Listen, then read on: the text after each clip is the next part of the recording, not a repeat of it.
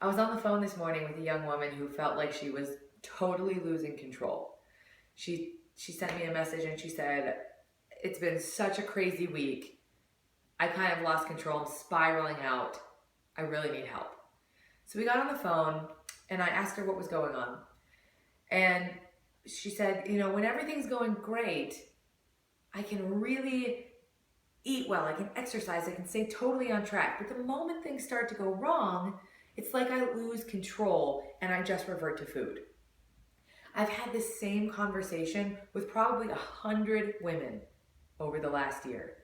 This idea that if everything is in the right orbit, then I can stay in alignment with what I want to do. But the moment, my job gets stressful, or I have to stay late after work, or I get too busy to pack my lunches, then I completely lose control. And I think that this idea of control is perfectionism, right? Perfectionism is your worst enemy when it comes to changing anything, especially diet and weight loss. So when I teach my clients and the women and the men that I work with to lose weight, we do it within a loose structure. And the loose structure can be summed up like this.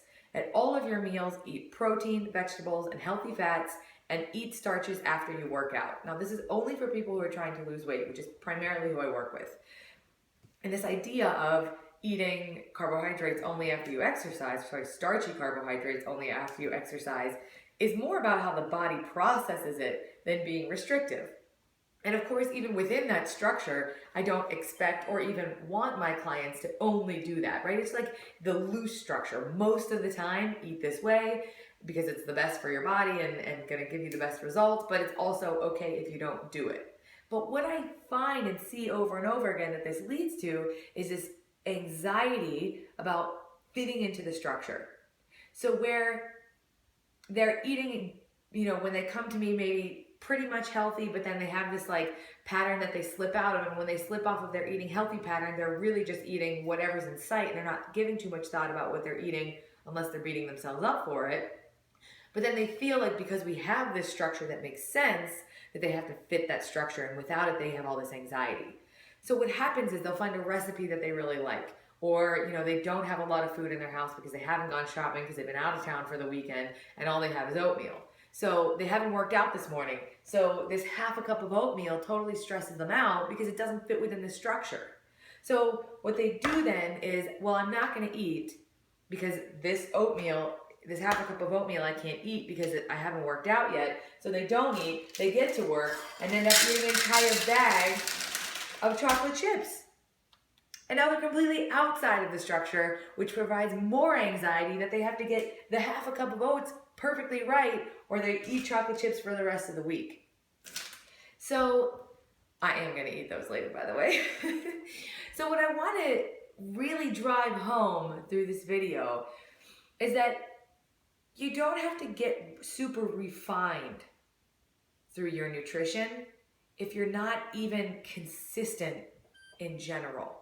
So consistency trumps refinement. Consistency trumps perfection. In other words, it's actually better to consistently eat moderately healthy than to try to eat perfectly healthy and end up binging. Because this perfectionism paired with binging cultivates this cycle of I need to be even more perfect to make up for this binging that I did over here, and you never really do find that balance. You're either restricting and refining or you're binging. So the idea is to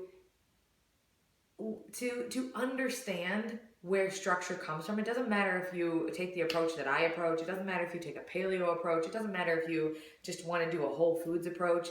The idea is to understand the reason why the structure is important. Why does it matter to eat protein at every meal? Why does your body need fat at every meal? Why is it most effective to eat starches after exercise?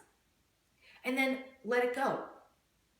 Know it, but don't be attached to it. Because the more attached you are to it, the more you find yourself in, I'm not going to eat oats, so instead I'll eat chocolate chips, versus I don't have any healthy food in my house aside from oats, so I'm going to eat those this morning. Right? So it's like this Let go a little bit of the need to be so refined in your diet to just so that you can just be consistent instead. And then if you are consistent and you're not seeing the results that you want, then refine. So first get the hang of it and then refine later. Instead of feeling like you have to start out so refined or you're not going to get what you want. Overall, consistency is the most powerful tool that you have to create the results you want, and consistency's biggest enemy is perfectionism. So take a moment and just reflect on where you have felt like you needed to refine and refine and refine before you've even gotten consistent, where you feel like you need to kind of find a better approach, a more restrictive approach, a more intense approach, where you haven't even totally embodied the approach that you've been trying because you've been aiming so hard for perfectionism that you're not even coming close to consistent. I'd love to hear about the specific questions or things that you have in your mind about this. So post below, comment below, reach out to me if you have, if this created an insight for you. And I know that you know someone who's trying to be overly perfect and instead just going completely AWOL instead. So share this video with them and know that I'm here so you can reach out anytime. Thanks, guys.